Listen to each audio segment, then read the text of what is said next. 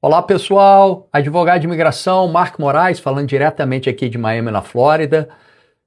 Vamos fazer esse vídeo hoje aqui para a gente discutir, falar um pouco, avaliar, analisar dados, estatísticas. É sempre bom, né, a gente trabalhar com alguns dados e estatísticas do próprio governo americano para acabar com um pouco aí do achômetro de opiniões. Vamos trabalhar com dados aí, informações do próprio governo americano. E isso vocês podem pesquisar também, passando aqui atrás para ficar mais fácil de mostrar para vocês. No próprio site do USCIS, olha, vocês podem pesquisar diversos dados, diversas estatísticas de quantos casos de determinada categoria de visto estão pendentes, qual a taxa de aprovação dentro de um determinado trimestre de um ano fiscal. Então, olha, Immigration and Citizenship Data, aqui vai ter essa abazinha aqui, lá, Fiscal Year 2025, terceiro trimestre, terceiro quarto, que é de abril a junho de 2025, tá? Tem dos passados também.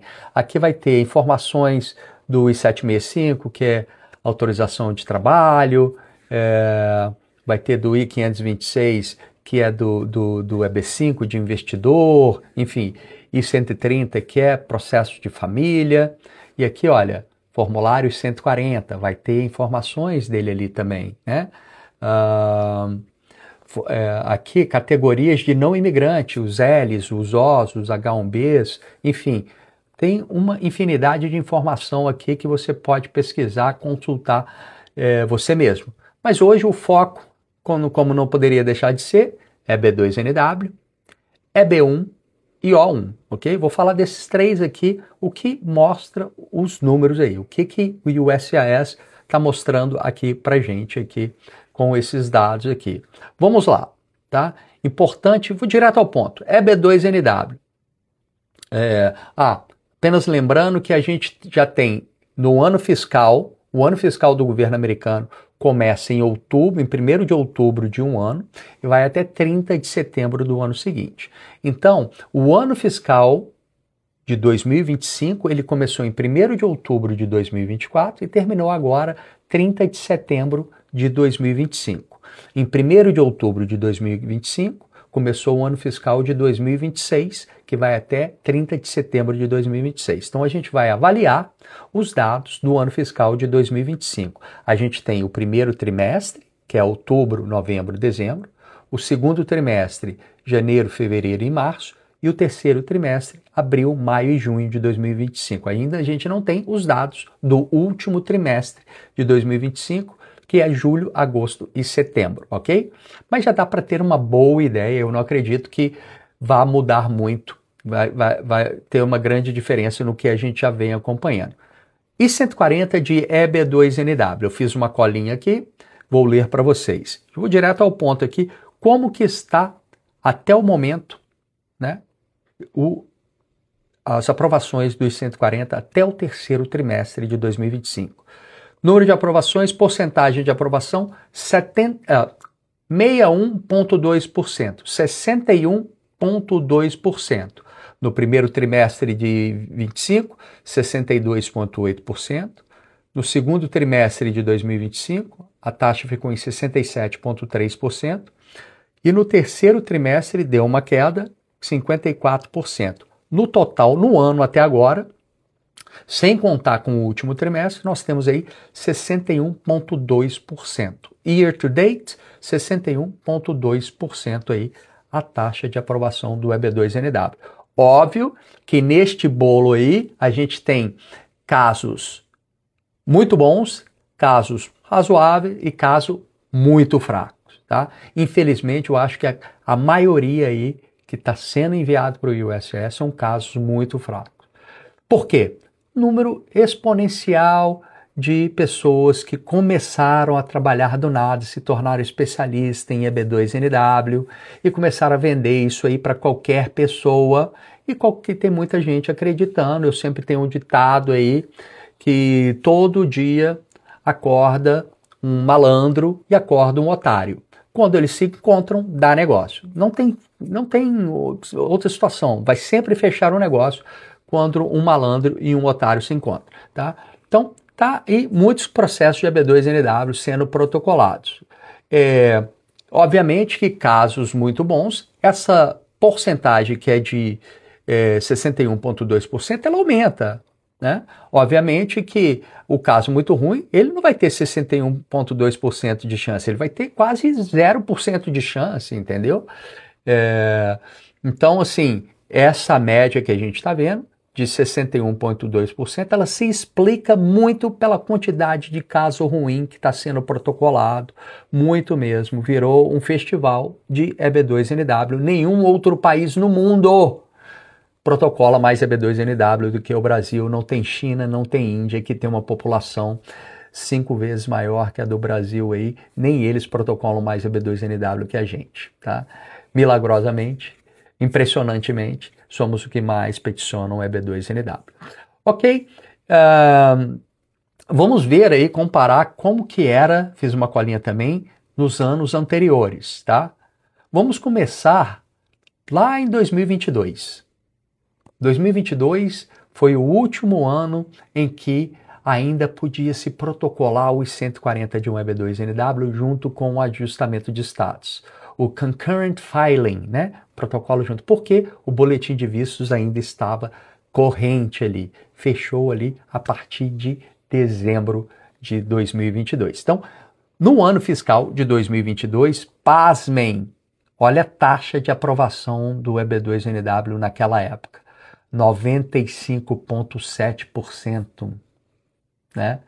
Ali até caso ruim tinha alta chance de ser aprovado, tá?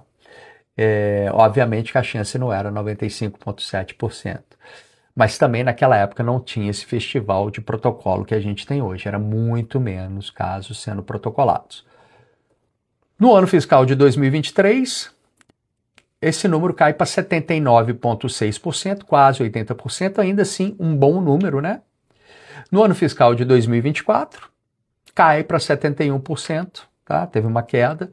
De 2022, 95,7%, em 2024 cai para 71%, ainda nada mal, tá? Mas aí a gente tem uma queda agora nesse ano fiscal de 2025, caiu para 61,2% a média de aprovação do USIS nos I-140 do EB2NW, ok? De novo, né? Casos bons, esse número a chance é muito maior, né? Não fica só no 61,2%. Casos ruins, não é que você vai ter 61,2%, sua chance vai ser mínima, se não nula, ok? Esses são os dados do EB2NIW. E do EB1A, habilidades extraordinárias? Year to date, no ano fiscal de 2025, nos 3 primeiros trimestres, está em 67%. Lembrando que o EB1 é o topo do topo dos vistos do Employment Base, né? Então, o rigor, a exigência é maior, tá? Mas, ao mesmo tempo, esse número de 67%, ele deveria até ser maior, mesmo com uma exigência tão alta. Por quê? Ele é um visto mais objetivo, ele é preto no branco, eles são critérios. Ele te dá mais informação de quem pode se qualificar, tá? Obviamente, todo visto tem um grau de subjetividade, mas o EB2NW é demais a subjetividade, porque você tem que comprovar que o que você vai fazer nos Estados Unidos é de importância nacional. Olha a dimensão disso. Importância nacional para os Estados Unidos, ok? No EB1, não precisa demonstrar essa importância nacional. Você tem que atender, no mínimo, 3 de 10 critérios, ou seja, 33,3%, sei lá. Aí, então, é bem razoável aí. Só que o que acontece? O que tem acontecido aí, tá? Pelo fato do EB2NW tá demorando tanto, né, por causa do boletim de vistos e o fato de muitas pessoas estarem aqui dentro dos Estados Unidos não conseguirem protocolar um ajustamento de status e com isso pedir o Combo Card, autorização de trabalho e de viagem, começaram agora a atacar o EB1. Tá? Esquece o EB2NW. A bola da vez agora virou o EB1. Então todo mundo começou a vender EB1. Porque, não, tenta o EB1, porque a fila de espera não tem, tá current, é muito mais rápido. Então começaram a protocolar também todo tipo de porcaria para EB1. Tem gente que nem EB3 era, né? Tá acordando da noite para o dia, virou um EB1, né? Tem muito EB3 e EB2 aí achando que é EB1, enfim. Então, isso aconteceu e também, mas está aí um bom número aí, 67%, tá? Não é ruim, não é de todo ruim. Obviamente, casos bons, esse número aí é muito maior, né? Esse número caiu para 67% aí, justamente por ter muito caso ruim sendo protocolado para EB1, ok? Vamos lá agora falar da categoria de não imigrante O1. Né? O O1 é um excelente visto, tá? Eu tinha colocado um dado aqui, antes de falar do O1 aqui, vou falar ainda do EB1 aí, que no primeiro trimestre de 2025, a taxa de aprovação do EB1A, ela estava em 74,9%, quase 75%. Agora, no terceiro trimestre, ela caiu para 67%. Também devido a muitos pedidos aí que não eram para protocolar EB1, e é que acontece protocolando, tá? Então, estava em praticamente 75%, caiu para 67% nesse último trimestre. No terceiro trimestre de 2025, de novo, a gente ainda não tem os dados do último trimestre, né? Que seria julho, agosto e setembro de 2025, ok? Voltando então para o visto A1, visto de não imigrante, uma excelente forma de vir para os Estados Unidos mais rapidamente. Você pode ter uma permissão para vir inicialmente por 3 anos, poder renovar isso de 1 em 1 ano, sem limites de extensões, esse O1. Uma pessoa que protocola um O1 hoje pode ter uma aprovação em 15 dias úteis e rapidamente ir agendar no consulado e já aprovando lá, vir com o visto já como O1 para os Estados Unidos. Se estiver aqui dentro dos Estados Unidos, ao momento que aprova a petição I-129, você automaticamente já muda de status em 15 dias úteis ali. Ou se tiver uma RFE, responde a RFE, se for aprovado, naquele momento muda para O1. Então é um excelente visto aí, a gente faz muito aqui no escritório, há anos trabalhando com O1. A estratégia EB1 e EB2NW com O1, eu sou um dos pioneiros aí, eu não digo o primeiro, mas eu não conheço outro que fazia isso antes. Mas tenho feito bastante isso aí, e é uma boa via de forma, porque é um visto de dupla intenção, você já pode vir aguardar seu processo de EB2 ou EB1 se estiver em andamento, ou se já estiver aprovado, né, aquele boletim de visto que demora, a entrevista que nunca chega, poderia vir com um O1 para cá e aguardar aqui, enfim, muito bom. Vamos olhar então essa taxa de aprovação do O1, da petição I-129 do O1, tá? Pelo USCIS.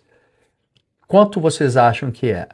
A gente falou ali do EB2NW, no ano até agora, o ano fiscal até o terceiro trimestre, está ali uma média de 61%, 62%.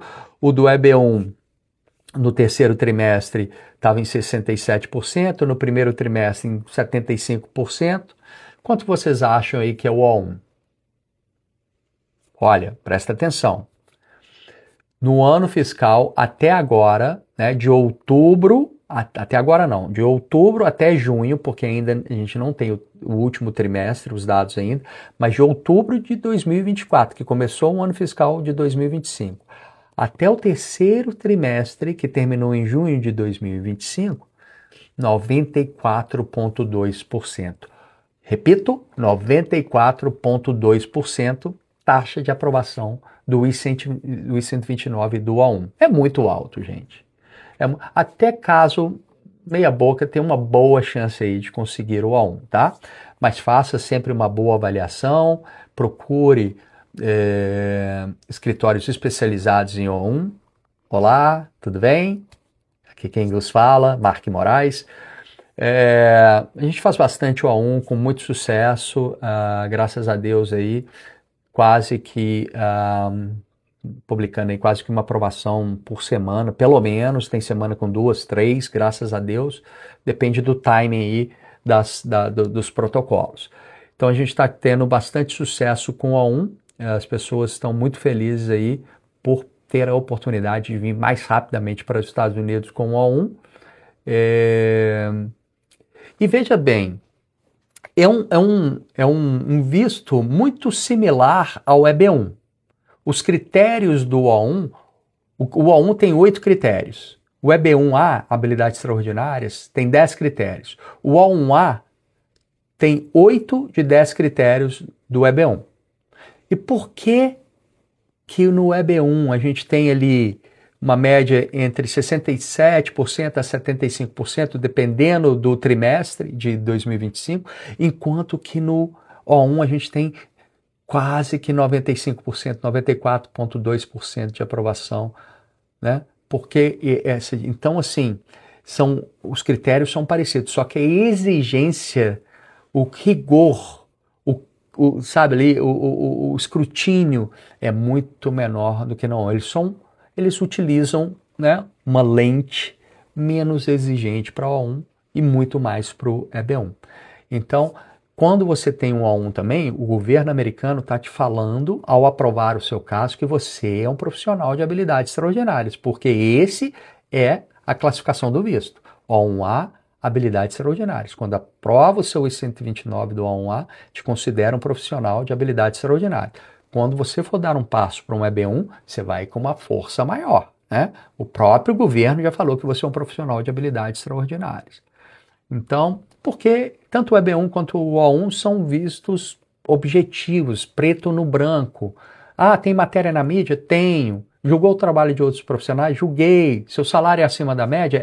Olha aqui. Você tem um papel crítico de liderança para organizações distintas de renome? Tive.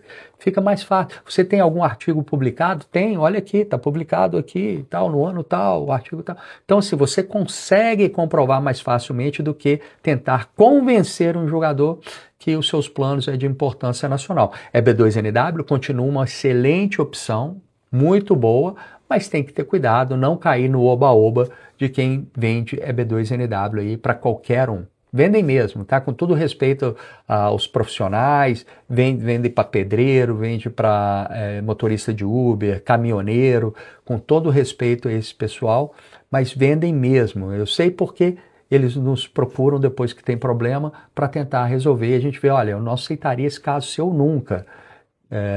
Quer tentar resolver isso aqui, tentar para ter uma chance? É diferente, sabe? Mas você entrou numa furada, te venderam isso aqui, não deveria ter acontecido, mas infelizmente aconteceu. Então é isso, pessoal. Os dados você pode pesquisar, entra lá no site do USCIS, pesquise em você mesmo, tem, olha, informações de vários tipos, olha, 140 por ano fiscal, você vai pesquisar Immigration Citizenship Data. Aqui você vai, nessa abazinha aqui, vai ter lá o terceiro quarto aqui, terceiro trimestre do ano fiscal de 2025. Ok? Tudo bem? Então tá, hein? Muito obrigado, um abraço e até a próxima.